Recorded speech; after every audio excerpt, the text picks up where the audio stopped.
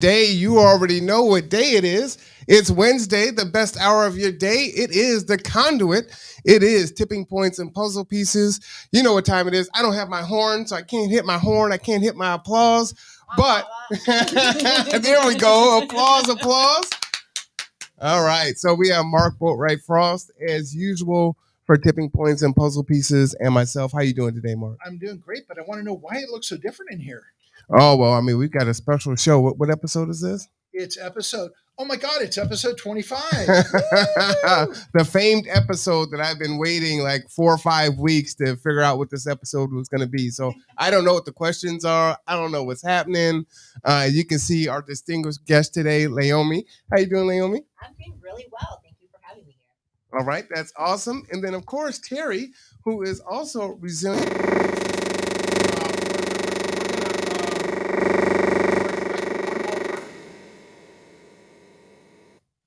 So we don't know what that is.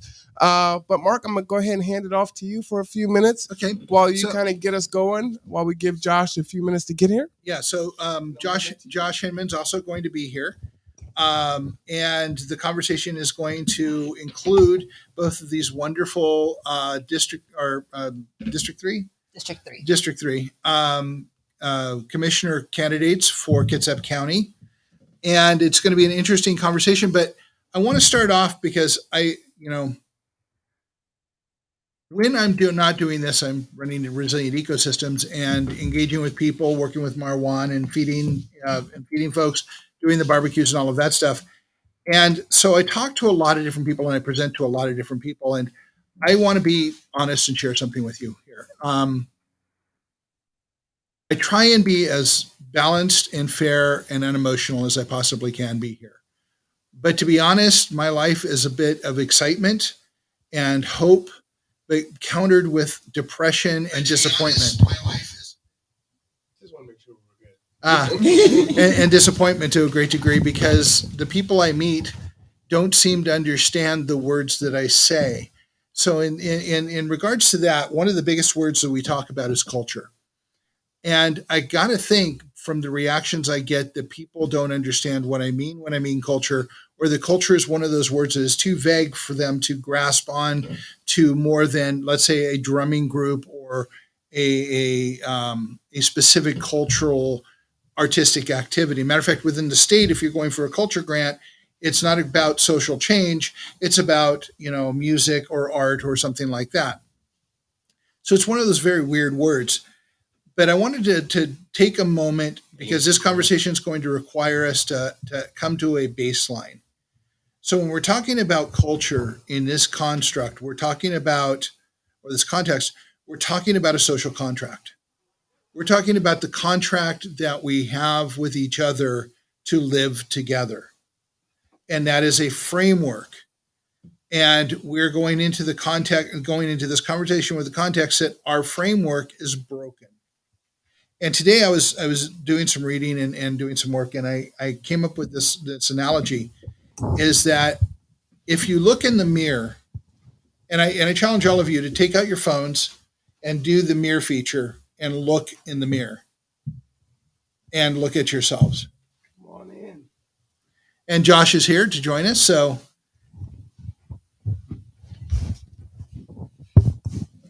So, and we're doing an experiment right now. So grab your phone and put the mirror feature on and look at yourself. I did this morning, so I'm going to narrate through this.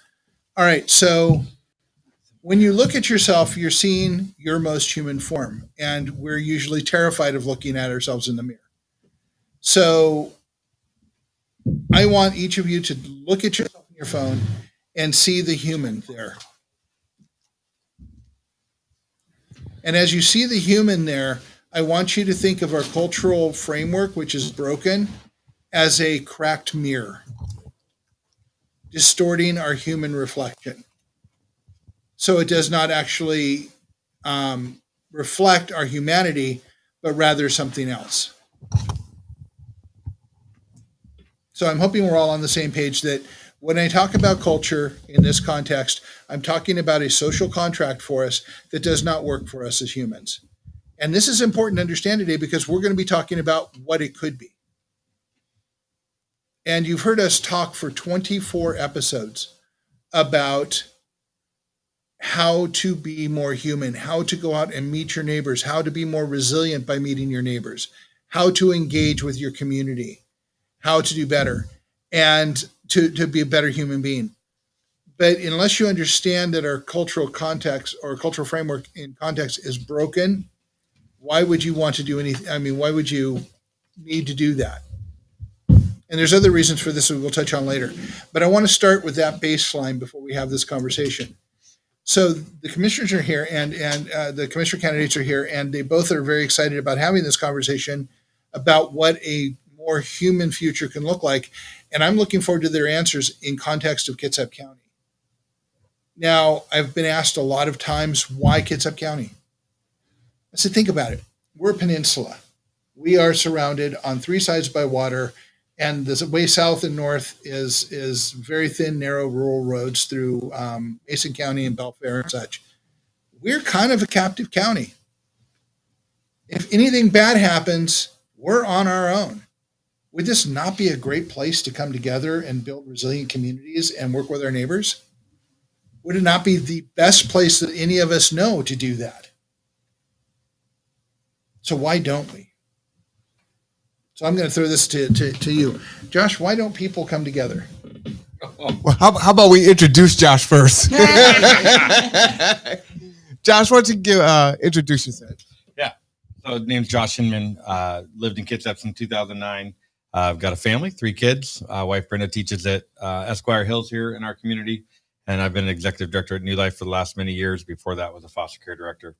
And so definitely passionate about figuring out what does it look like to come together. That language is part of a heartbeat for me. So this will be a fun conversation today. Leomi? Hello, everyone. I'm Leomi, she, they. I've worked as board president of United Peers of Washington. I've been a part of various organizations throughout the state that actually focuses on creating community of people with lived experience. So, for example, working with Washington State Community Connectors, Washington Family Alliance, Washington Low Income Housing Alliance, National Alliance to End Homelessness. So I've devoted the past couple of years of my life, due to the fact that I am a person with lived experience, that have experienced some of the difficulties that a lot of our community and neighbors are feeling right now, which predominantly include experiences with homelessness, experiences with mental health, substance use, as well as just the increasing cost of unaffordability here in our community, which really begs the question, why aren't we doing more and being proactive for our communities and for ourselves and for our future?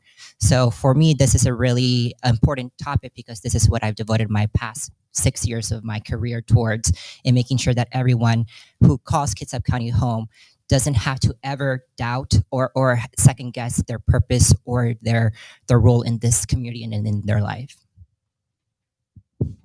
So back to the question. What in your opinion are the reason that people have so much trouble reaching out to their neighbors and forming community? Being blessed, I come from this coming from a Hispanic background. I was raised from a very young age in recognizing and noticing that we're not just separate individual humans going along in this earth. We're all connected in one way, shape, or form. There's a saying which is, you can correlate to a lot of different communities of color, in which it says it takes a village to raise a child. And that's one of the things that has been instilled with me, is being able to respect my elders and honoring what they were able to do and sacrifice to allow me and afford me the opportunity to be here to then advocate for other people. I think the biggest thing is just the American culture and how we were raised, of how to be self-sufficient, how to be able to pick ourselves up by our own bootstraps. It's a fallacy. It might have worked back then, and it didn't. I'm not gonna lie. It didn't work back then, and it's not working now. And for me, one of the hardest things was to ask for help when I was experiencing homelessness, because I was like, I feel like an embarrassment. I feel like a failure. There's so much stigma that goes around with a lot of these topics that we're talking about, that we often recognize that the person that's experiencing homelessness could be our brother, could be our friend, could be our loved one. And more often than not, it's just life happening that then leads down to the spiral of hopelessness, that they don't feel that they can get out, because they were raised with the ideal that they have to be strong by themselves. And humans were never meant to live life by themselves. We are a very social, interactive species that needs that kind of sense of comfort and security from a tribe. And a lot of times, due to the situations that we've been confronted, COVID, all of the increased racial inequities, creates this atmosphere where people think that they have to survive and fight each other rather than working towards a common goal and making sure that this is a place that we leave off better than what we received. Yeah, I think why can't the community come together? I think at its core, I think we're selfish as individuals. I think honestly, we have created this American mindset that we're out for ourselves more than we're out for each other. I think poor behavior.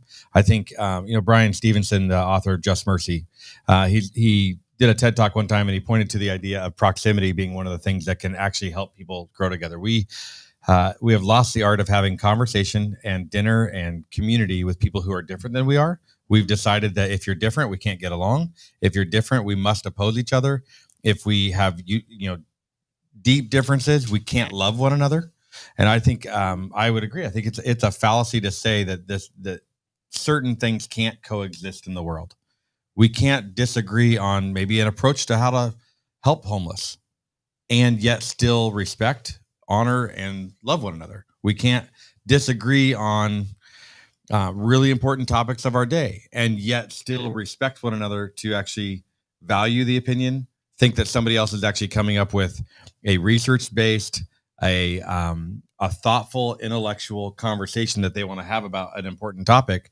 We assume because they're different than we are, what they think is wrong and that it's not valid. And that bothers me a ton because I think we end up actually dividing each other more than we unite. We end up actually not hearing ideas that could be good. And I think examples of that are when we continue to elect politicians who only, let's say, vote one way all the time. They never vote any other way. They never have any other idea from the other side of the aisle that could be good. And you're like, I'm pretty sure that there are some good things from every party, from every person on every issue. We just need to take the time to actually listen to one another, respect that someone might have an opinion, and then evaluate that and see where we can move forward in commonality. I need to add one thing to that.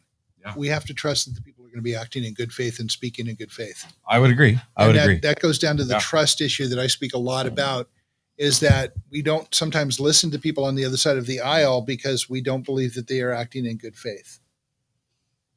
I would agree. I think that's very true. I would also agree. I think that's been one of my biggest blessings working in mental health here in the community, is that I don't get to decide whether I am going to be, giving services to a person. No, because eventually, as strong as our weakest link. And I got that from sports, being a two-time cross-country state champion in California, learning how to do teamwork and stuff like that. That we have to recognize that if we rise the water levels for everyone, that everyone starts to rise as well. And that's what I hope that through my campaign, people start to see, that I'm, not the scary person that people think that I am because of information that they might have gotten secondhand, or they may not just have the experience or the knowledge to know what's going on. Like you all said, it's giving people the benefit of the doubt, right? Coming from that angle, giving a person that benefit of the doubt, and then being able to come to a negotiation where people can be heard and can be valued and respected, because we are our own best experts. And that's sometimes what we fail. And sometimes what politicians fail to see as well is that there isn't just one right way of doing things. It's not just black and white. There's a lot of gray in between, and it's being able to really explore those different solutions. Yeah, the greatest gift, and actually this is a chapter in the book I just wrote, the greatest gift you can give somebody is to listen to their story completely and without judgment. And you don't have to agree with it, but give them the gift of listening to it, because you'll learn more than you ever could any other way.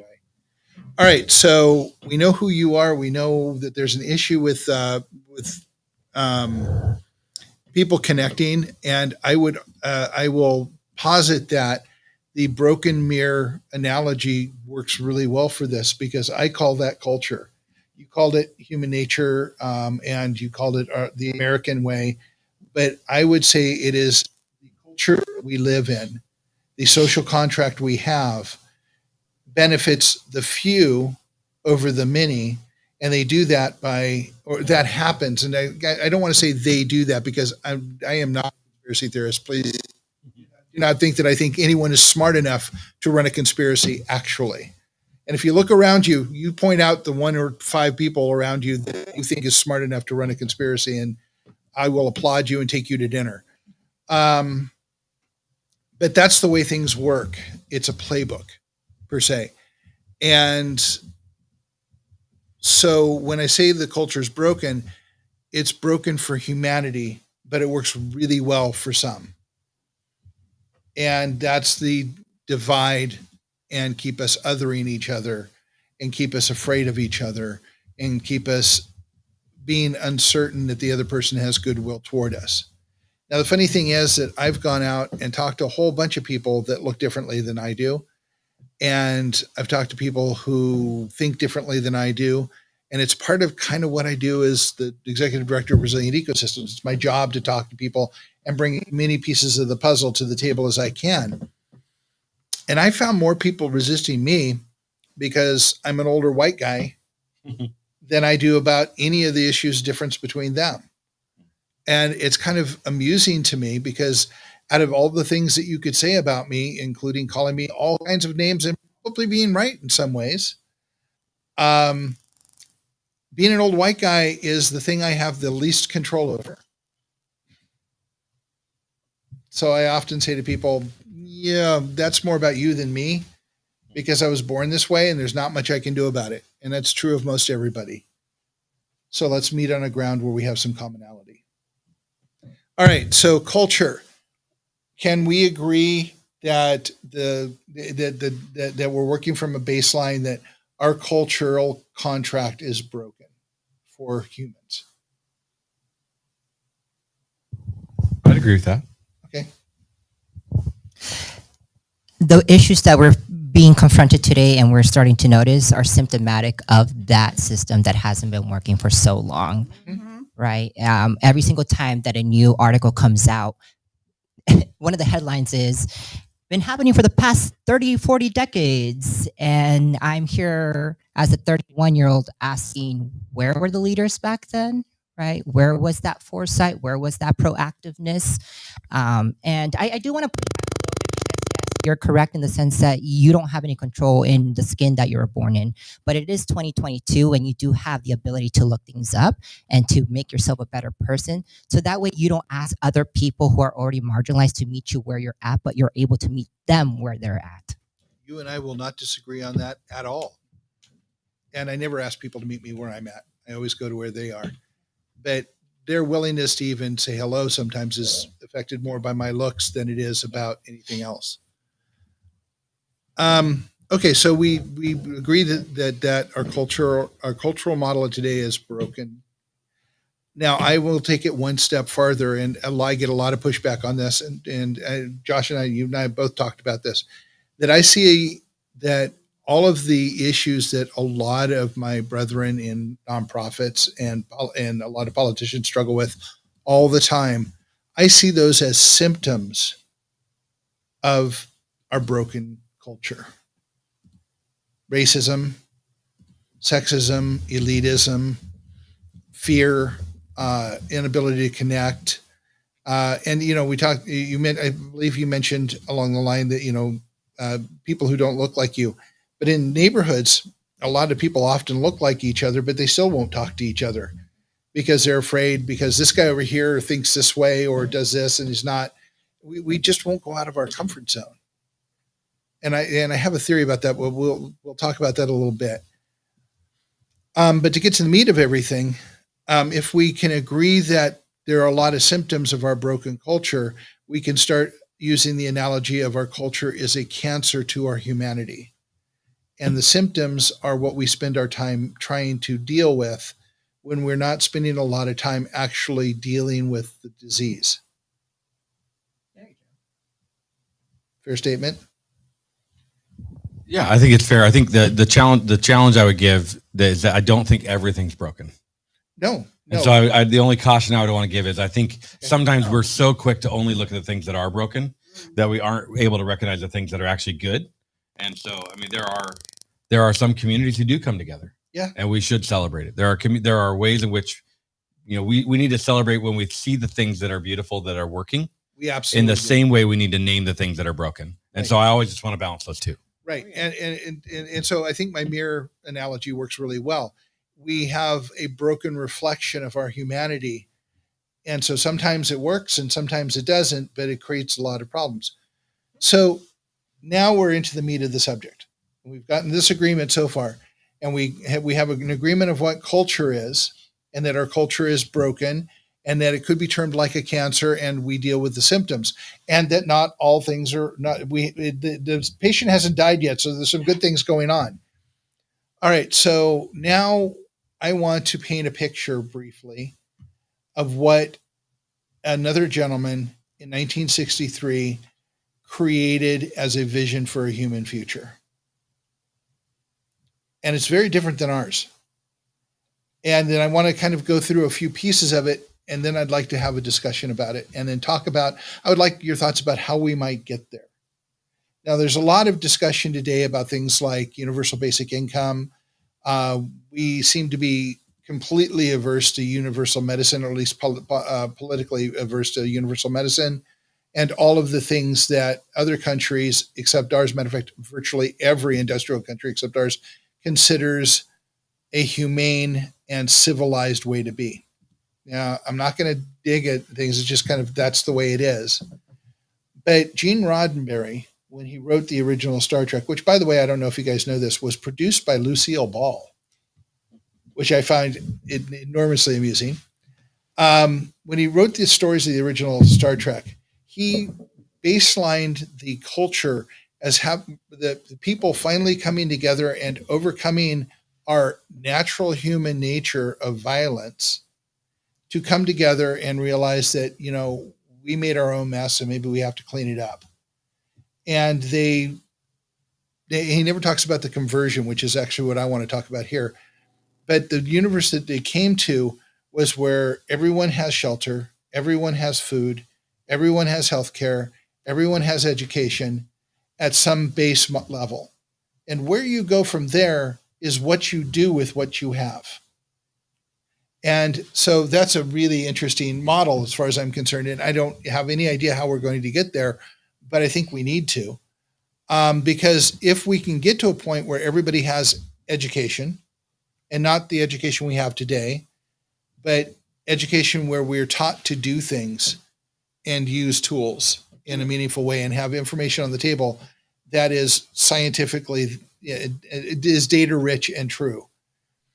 Where could we possibly go?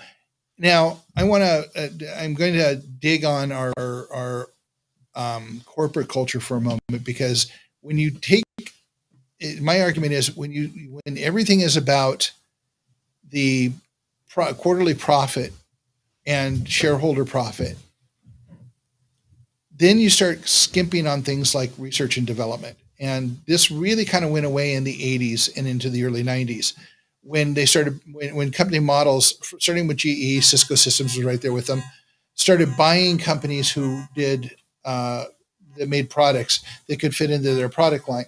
And this is what I noticed when I did the research on it, and I was in the corporate culture at the time, is that you bought a technology and paid off the people who innovated the technology, and they went away rich now, and you were left holding a technology you didn't develop and had to support, which left for some really interesting situations. And then we changed the model. The model changed slightly, that people started developing companies to be bought by corporations, to the detriment of small business and the 64 to 84% of the jobs that they created up until that point. So we have a crisis of innovation in this country, and I don't think anyone would argue that we need to figure out some things fast to change how we do things. And what would happen if you have people who are fed and housed and educated and healthy, who are cut loose to innovate without restrictions of corporations, but oversight by the people who would be giving them resources to do the innovation. What might happen to our world if we let people actually innovate and look for solutions? What would that world look like? Because my imagination blows up when I think about that. I've often said, I'm an older guy. I'm 65. So I start thinking, where is my flying car that I was promised in the 80s, 70s, 80s, and 90s? Where's my flying car? Now, there's a company called Moeller out of California that's been working on this for years, and a lot of other companies around the world. And now there's a one out of Sweden called Jetson One. That's a little single person hovercraft that flies. But where's my flying car? Where's all of the stuff that we have? Mark, let me jump in there. Yeah, go for it. Our candidates are really short on time. I'm almost there. I'm almost there. I know, but you are on a long diatribe. Okay, so what would the innovation look like? What would a world look like where you have that? How do we get there? Well, can I just jump in on one thing? I think one of the things that I find, so let's just go to some historical stuff, right? Mhm. So one of the statistics I learned that I find fascinating. Jewish population is 0.2% of the world. They've won 24% of Nobel laureates. So it's interesting to me that they created this thing where they are a part of solving some of the biggest problems in the world. One of the reasons somebody theorized, a reason that is true is that in Jewish culture, you never grow up wondering who you are. Your sense of history, purpose, identity, culture is so strong that when you hit your teenage years, you're spending the majority of your energy actually trying to battle the biggest things that are going wrong in the world and trying to find creative solutions to them. You're not actually trying to figure out who you are. And what we've done in America is we've created a culture, and I think most of the industrial world, we've created a culture where most people aren't growing up with a sense of identity, a sense of purpose, a sense of family, a sense of story, a sense of history. And I think, you look at Native American community done so well in history of understanding who are they, what is their story, where do they come from. And so it is this, I think there's a lot of the quote-unquote developed world that could learn from that to say, I think some of our creativity would actually flourish if we began to understand our history and where we're rooted in who we are. And so then our energy would get poured into not trying to figure out what do I want to do with my life, what is my identity, what is my occupation, who am I? And it can get poured into, man, what are the things in the world that I can be a part of solving? What is the creativity that I can lend myself to that can be? So I think you mentioned, there's education, there's housing, I wonder how much those things can even be thought about in absence of a rooted history and a rooted story and a rooted purpose and identity. So I agree with a lot of what you said, but let me talk about Jewish culture because I grew up in it. Okay. So one thing about Jewish culture is you never had to worry about housing. You never had to worry about food. You never had to worry about education because that was going to be taken care of for you. That was the security created by being in that community was a big piece of why someone like Einstein existed. Yeah. But it's also one of the things you missed on that or didn't speak about is the conflict that Judaism has seen over the decades. And that forms a lot of the strength of that community is the conflict they've been through. I look at people who speak about the Holocaust never happening. I say, well, how do you explain the hundreds of relatives I had that died in Dachau and Auschwitz? So we rewrite history so well in this country and around the world. And I think a way to combat that is to actually expand the definition of success, right? Because a lot of times when we look at this very successful, for example, the Jewish population, it's a very homogeneous demographic, right? Here, it's not going to fit the same way that in America, because our culture and our histories come from so many different backgrounds. And I think that's one of the reasons why we are having this time period where everyone's trying to figure out who they are, because for so long, we have set the standard of the right way of doing things as being white, straight, Christian. And when people don't... And wealthy, yes, thank you. And when people don't fit or conform to those set standards that the majority has put out and created as being this is what it needs to be, that's where I think a lot of confusion arises. There's more to life and there's more to to a person's experience than where they came from. It's where they're going. And how are they going to do that to help others as well? So for me, looking at it as an intersexual being, right? Growing up, I was told to be X, Y, and Z, but I was never going to be X, Y, and Z. Right? I was a fish and they were trying to make me climb a tree. It wasn't going to work. I was set up for failure. So a lot of the times, again, it's indicative of the culture and society that we have right now, is that we are so confined and constrained to what used to work, the status quo, that it really boggles people down, and it creates this internal conflict of, well, if this is what it means to be American and I'm not fitting in, what am I supposed to be? Interesting study just came out, and I haven't actually read it yet, but I was following somebody who was talking about it. There's a study, a survey on patriotism that comes out every 5 or 10 years. And this year's survey was the lowest it has ever been. It says that 38% of Americans are extremely proud to be American. That is a lot lower than the last one. But the telling information is the people who said that they were extremely proud to be Americans were predominantly between 51 years or older. And the people who were least proud to be Americans were in the 18 to 34 range. And I will say I am so grateful and proud to be American, and I can also be a person that can keep us accountable, right?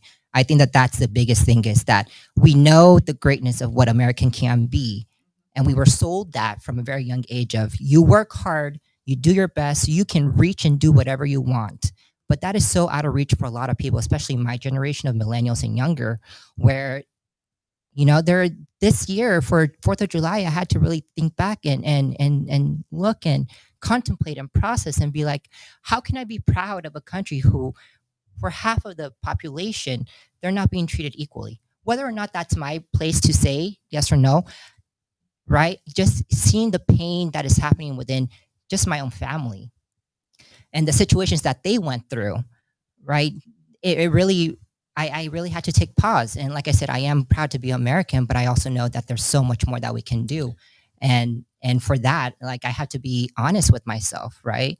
There's nothing wrong with wanting your country and your community and everyone else around you to be the best version of themselves. Just like a parent would want their kid to be the best. Yes, a parent is going to be disappointed in their kids throughout their life, right? I've disappointed my parents multiple times, but that's a part of being human, and that's a part of growing up and maturing. And I think that at this point in time, we are at a very pivotal moment in our history where we have the opportunity to recenter and get this contract back to where it's supposed to be. So would it be correct to say that you believe that we can reprogram our cultural contract to a place that it is more human? Absolutely. As a certified peer specialist, I had the tenet that people can change. You can't force other people to change, but people can change. And like you stated, you know, it is shocking and surprising what people are able to do when they have their basic needs met. I've seen it happen. I've seen people who have experienced homelessness, and you know, they have this reputation and stigma that they're violent, or that, you know, they want to cause harm, when in reality it's just symptomatic of the pain and hurt that they've experienced throughout their whole life, and they don't have any other outlet of showing that. So it's again coming back and being, like you said, with the mirror, looking at the mirror and being able to empathize, be able to care just because it's the right thing to do, not because you're going to get something beneficial out of it. Because you're human. Because you're human. We're all human. We're all connected. We're all connected. And that's one of the tenets that I feel we very, very strayed far away, is the fact that people don't think that other parts or how other people are affected won't affect them, but it does. And we see that by, you know, the experiences with homelessness, the experiences with increase of crime, the experiences with all of these huge crises that we are confronted with, and we're just scratching our heads, being like, well, I don't know how we got to this point. Well, when you start to push marginalized people more and more out to the fringes, that's what you're going to get.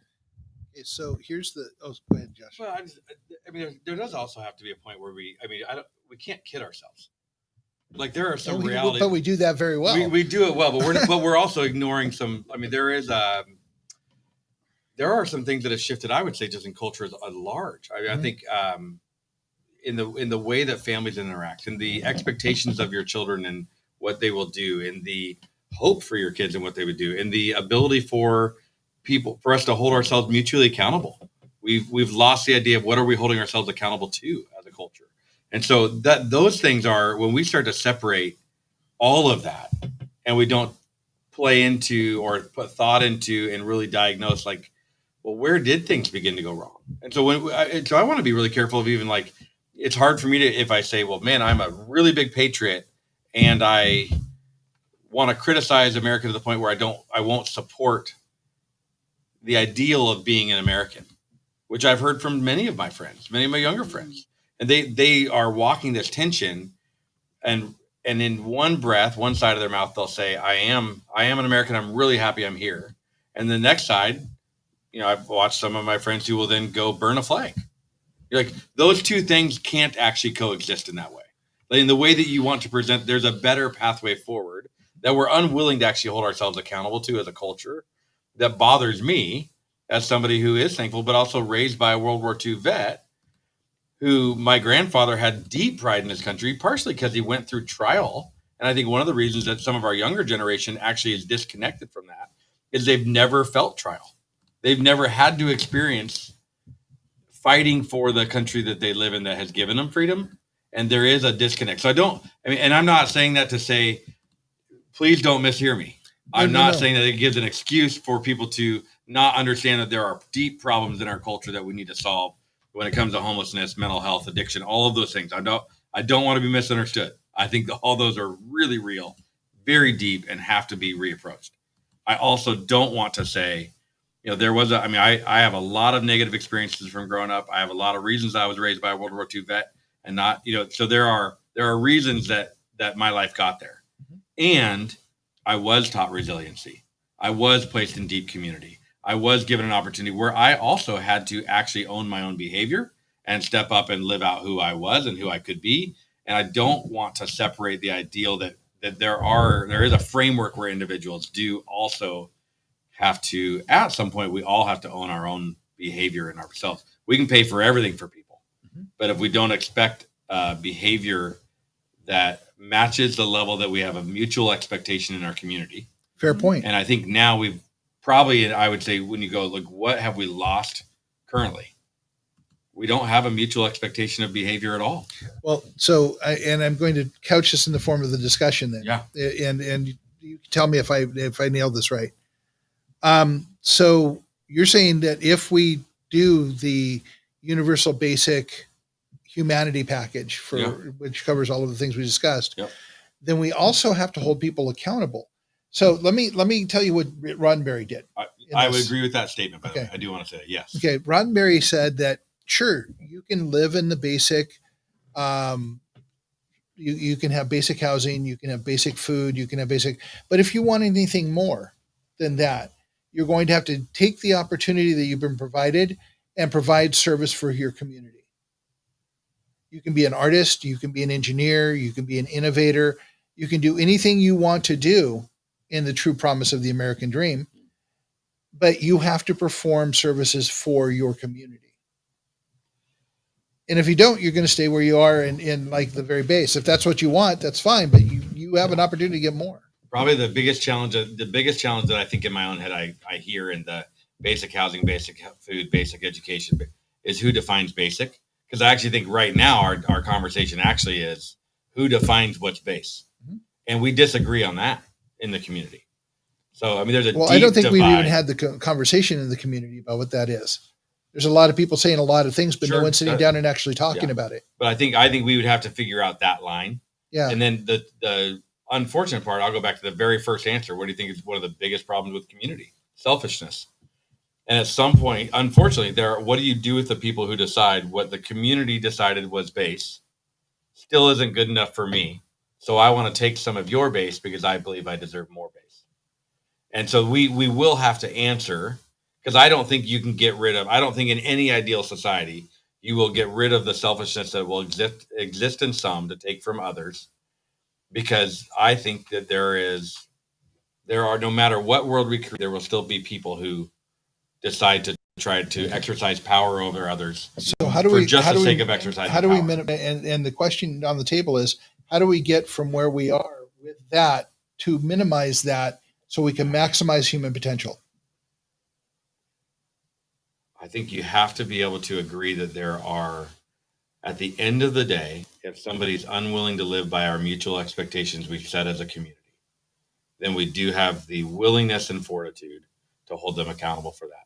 Okay. And I think as I talk to people in the community and listen, and I think, I've worked with homelessness since 2009. I've been working with folks who are in homelessness and really trying to be an advocate and somebody who can bring solutions and healing and health and hopefulness to that community.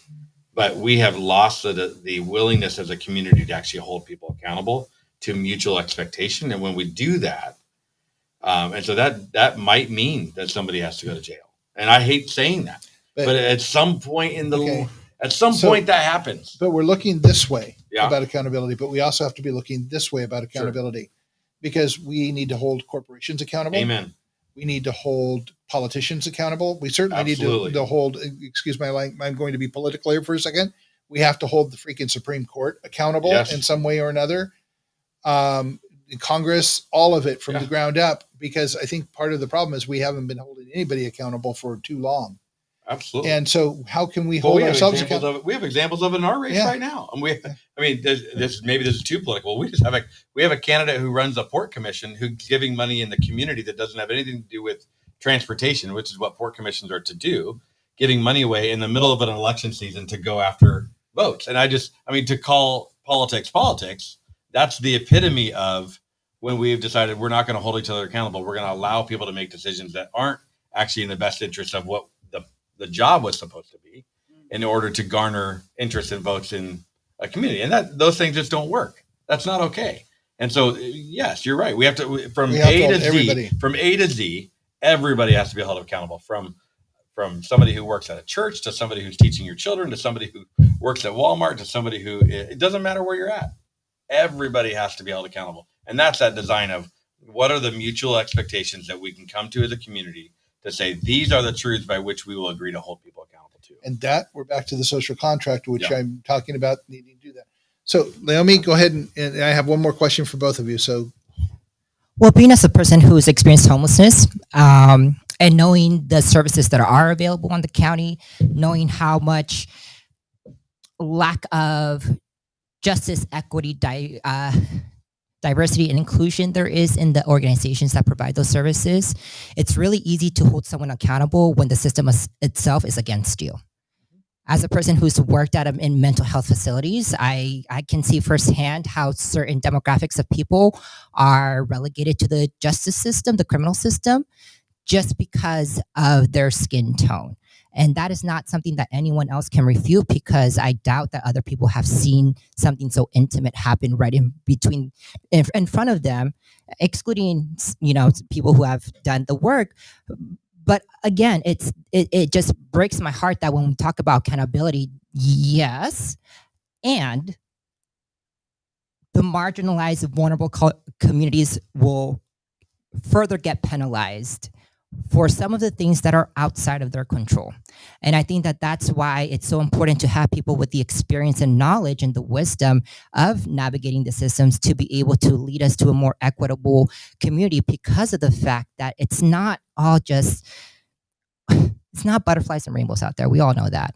And when it comes to mental health and substance use, recovery is not linear. Recovery is not linear. And if anyone thinks that they're going to get a magic pill, or they're going to go start talking to someone and they're going to get instantly fixed or healed or anything like that, and then be out in the community, being there for after 3 months and being a respectable community member, that's not true. Because it took me 2 years to be able to, first find housing, B, then worry about my mental health, and then C, be able to give back to my community. If we keep, again, expecting people to meet us where we are comfortable meeting them, nothing is ever going to change. Nothing. And that's Well- why for me, that's the reason why I entered this race, because of the fact that I still saw the status quo being held, because I still felt and heard all of the people who were experiencing homelessness, who weren't getting enough money through SSI, who didn't have enough food through, EBT, who lost connections and family members through COVID, that their voices were still not being heard. And it's always the people in power that are the ones that yell the loudest that get heard the loudest. So that's why it's really instrumental to be able to recenter some conversations and to, again, come to a basic understanding of some of these issues that we're confronted with. I just want to note that we're 10 minutes from deadline on this, and I have one more question that is actually pertinent for both of you. Can I say one thing first? Sure. I just want to be. I would say let's be careful to assume that accountability means that people want to keep power or not support those in diversity and inclusion. Because I think we're at the table because both of us actually want to approach it differently. Mm-hmm. So I mean, and I don't want to assume your experience. I don't think you want to assume mine. I don't want to assume Mark's. I don't really want to assume anybody's, because I actually think we're here because we actually are all saying there is an opportunity. And at the same time, I don't disagree with you that there are deep issues in the way that services are provided. I think we're all here because we actually want to change it. Yeah, and I wasn't directing it to anyone. It was just a general statement. And if that caused discomfort in someone, then that gives them an opportunity for them to do some introspective thinking. So just to revise really quickly before I hit you with the last question is the approach of the Kitsap Resiliency Project is to provide the frame, the edges of a puzzle. But we won't know what the picture is until everybody brings their piece of the puzzle. Everybody, regardless of any of the divisive things that we have. So we think that the future is going to be determined by people coming together of all backgrounds and bringing their pieces of the puzzle, which brings a validity to the picture of our future that has never existed in our history. So here's the question for you guys. We live on a peninsula. You will be, one of you or one of the group will be a county commissioner for Kitsap County. We've talked about the need to get to a different future because we've agreed that it's broken. So what one thing can you see that you can do that will move us toward that future? Just one thing. What one thing do you think that you can do? Yeah, I'll start. I think for me, I have a huge passion to get more people at the table when we're having conversations that will affect them. I think one of the things that I see government do that drives me crazy is we make isolated decisions that affect real people in our community, and those people that the decisions affect aren't actually at the table. And I've been told, oh, you're a rhino because that's a democratic idea. You just want to get, and you're like, it's not a partisan idea. It's not a party idea. It's not a political idea. It's a human idea. Yes. When we make decisions that actually affect individuals of different segments of our community, they need to be at the table with voices represented and opportunity. I was just with a friend and we were talking about, we met a gal outside of Safeway who's homeless, and we were having a really fun conversation with her and getting to know her story and asking her questions. And he said, man, he goes, could we have lunch together sometime? And would you talk about what you would like to see solutions for the lane of homelessness in our community? And what do you think might work? Like, what are some ideas that you would say, hey, these might actually work? Because we have a lot of people with suits and ties on who make a lot of decisions that are going to affect you, that they're telling you should work. But I'm guessing you haven't been at the table for any of those decisions. She goes, never been asked my opinion, ever. And he said, well, if we wanted to ask your opinion, would you be willing to share it? She said, I'd love that. And I think, that's just an example of one microcosm of a million things that happen in our community. But it happened with Alala Winery. We made decisions on ordinances that affected them, and it changed their ability to do business in Alala, and they weren't at the table for that conversation. And we do that over and over and over again in government. We make decisions that affect real people, and the real people who that decision affects are not given the opportunity to have a voice. And it doesn't mean that you're going to make the perfect decision that they will love at the end of the day. It does mean that they had an opportunity to be respected, to be heard, and to be valued, and have their opinion shared. And that's an important part of what I hope to bring and have an opportunity for, is that people have an opportunity to be at the table. The biggest thing that I can do for the county is just being me. I'm the first trans woman of color to run for a county elected official position in the state of Washington. I'm the only one that currently rents, and actually I use public transportation. I don't own a car because I do truly walk the walk when I say that climate change is something that I truly care about. When I say that public infrastructure is something that we really need to work on. For me, it's again expanding the definition of success, giving people the inspiration and hope and the opportunity to be able to say, you know what, if that person is willing and able to be strong and brave enough to stand up and advocate for the community, why am I not being a part of this solution as well? At the end of the day, I hope to win. I think that Josh also shares that same sentiment, right? Where we're in this to win it, right? We're not just, we're out here for a reason. And ultimately, at the end of the day, I do hope that the biggest impact that I have is having more people be a part of the democracy, because that is instrumental. And being able to actually reach out to the actual stakeholders that haven't had the opportunity to share their own personal stories. There are a lot of meetings that go about in terms of low-income housing, affordability, of experiencing homelessness, but all the people that I see are the same people right there. The same people, the same developers. I have yet to see any stage or arena for people who are actually experiencing homelessness to be able to share their story. And I can tell you one reason why, because I've been to those meetings behind the doors, and it's that discomfort. It's the discomfort. It's that realization of, you know what, we messed up, and we continue to mess up. Right? That part of accountability, of being able to swallow that pride a little bit, and be able to say, we can do better. We might not make everyone happy, just like Josh said, but we're still going to do the right thing, because it's not only the right thing to do, it's the smart thing to do. But I love it when we want to bring people together and we say, hey, make sure you come to us. By the way, you got to get over here and get down to Port Orchard. And you're like, I am homeless in Silverdale, and you want me to get where? On a Sunday. Yeah, on a Sunday. With no buses. Yeah. We have time. Come on. Which is crazy. Hold on there, Mark. So, someone is going to win.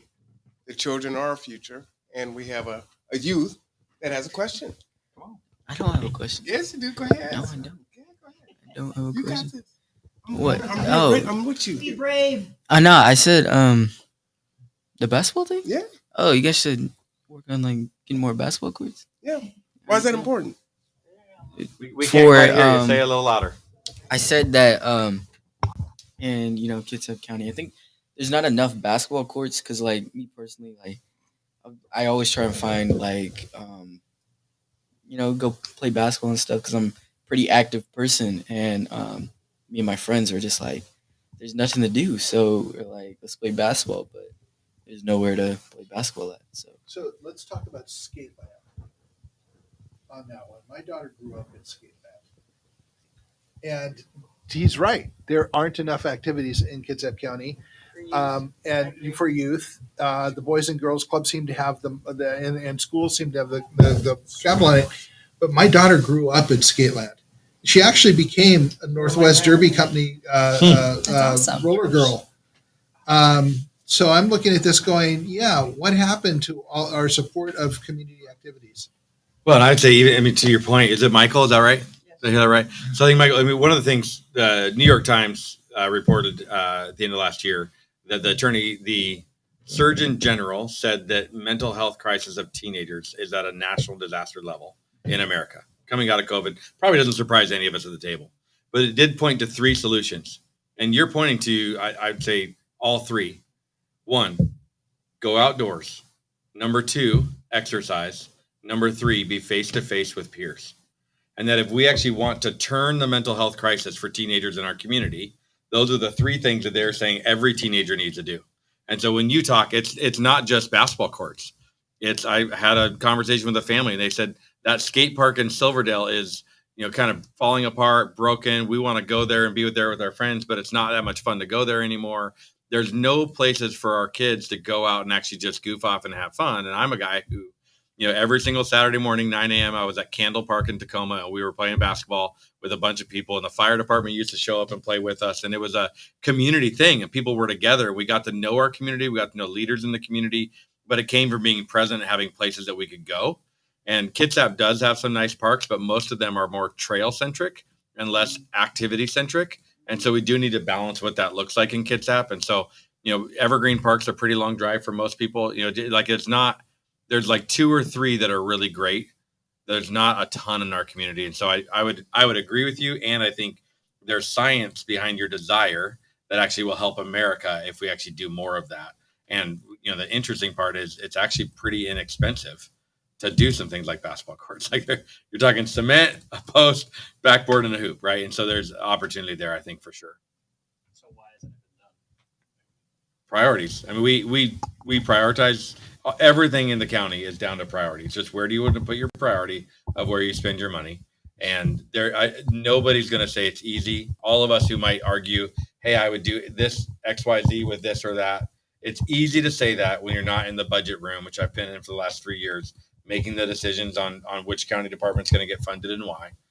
The decisions, every one decision affects 10 other things. And so, if you care deeply about the salmon, you don't want a basketball court, you want to get a culvert. If you care deeply about basketball, you might sacrifice the culvert. If you care deeply about making sure that we're not in a bad environment when it comes to Cascadia Rising, you're going to fund neighborhood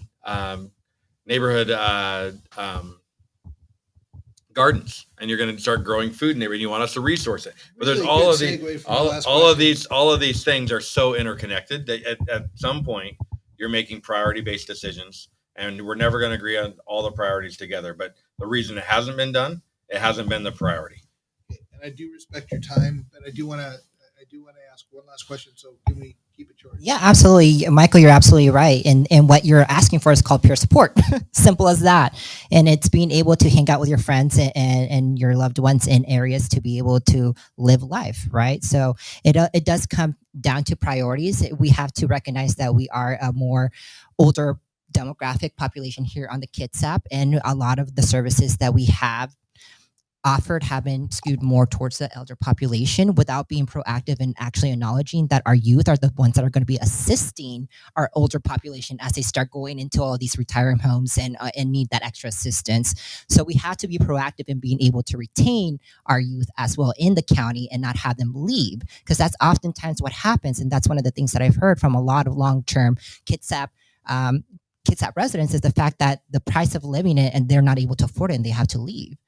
There are no jobs. And there are no jobs. And so there are a lot of opportunities for us to explore. And like Josh said, if we are proactive and we just shift our priorities to be more forward thinking rather than trying to fix and mitigate a situation that has been ongoing for 30 plus years. And that doesn't mean that we shouldn't try to actively solve a solution, right? But like you stated previously, it's getting down to the root of the issue.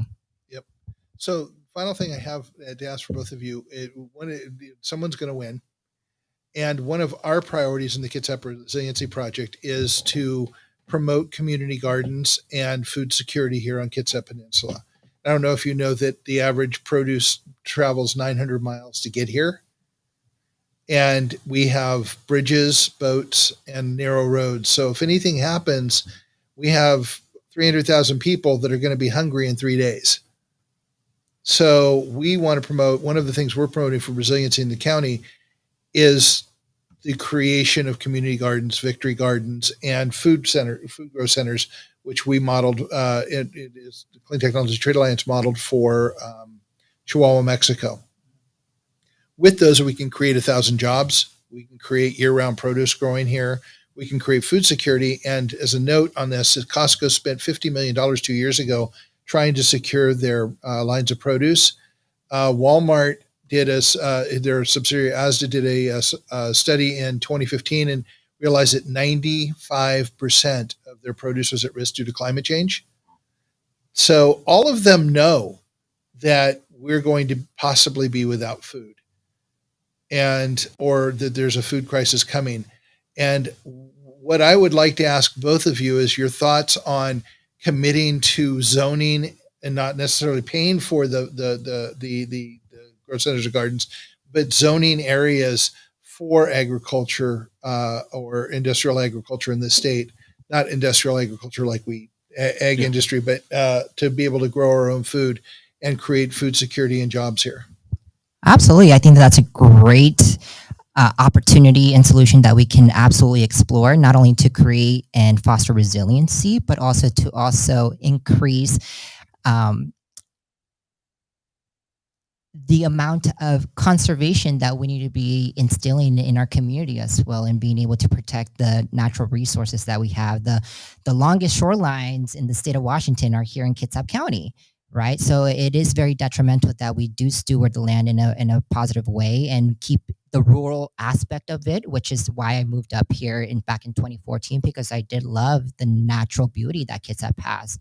So that solution in itself could potentially kill three birds with one stone, right? Being able to not only create self-sufficiency in terms of crisis, and connecting and modeling that behind the Bremerton Co-op as well, that they've done some amazing work, but also increase in education in terms of conservation, and also being able to maintain the rural beauty that we all love here in Kitsap County.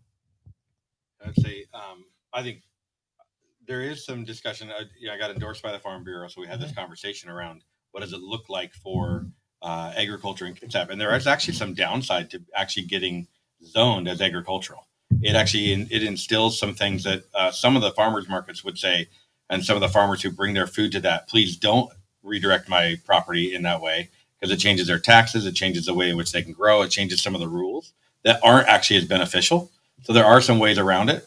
So I think the question that I would have is, I think we need to get that team at the table to say what is the best way to organize this so that we can have the most impact in our community.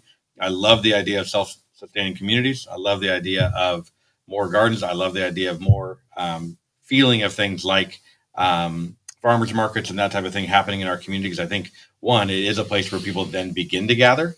You begin to, we talked earlier today about proximity. How do you get people rubbing shoulders with one another who are different than them? That creates a common table. It creates a common place where we're going together. And so I think everything we can do to start getting people into more community with more self-sufficiency in ways that actually bring us together as a community, I'm for all of those ideas that accomplish that. I think that's one of them. The code side of it would be the spot where I would differ and probably defer to the Farm Bureau to say, hey, how would you actually see this to work best in our community so that you thrive and we don't put unnecessary regulation on you where it's actually going to make it harder for you to do what you're hoping for. Okay. And that is my last question. And we're a little bit over. I'm very sorry about that, but we kind of got into some very interesting conversations, which always seems to happen on this program. Well, thanks for having us. Yeah, thank you so much. Welcome. And the reason it's called Tipping Points and Puzzle Pieces is because we are reaching a tipping point. There is a social growth toward more resiliency, toward community, toward healing the broken culture. And puzzle pieces, well, because we all are one. Naomi, will you let them know how to follow you? Absolutely. You can follow me on Instagram, Leomi4Kitsap, the number 4, or you can go to www.leomi4Kitsap, the actual word for kitsap.com. Also, same handle for Twitter and Instagram and Facebook. And Josh. Yeah, you can go to togetherkitsap.com to find my website, or you can find me on Facebook at Elect Josh Hinman. And thank you so much for having us. All right. Well, that was another great episode of Tipping Points and Puzzle Pieces. Thank you so much for joining us. Come back at 3 for our housing conversation with Bremerton Housing Authority and Kitsap Community Resources. And then tonight we will be covering the city council meeting, as we usually do. Wednesdays are a long day. So we appreciate you. For Mark and everyone else, I am Marwan Cameron. This is The Conduit. Thank you so much, everyone. Bye-bye. Peace out. Thank you.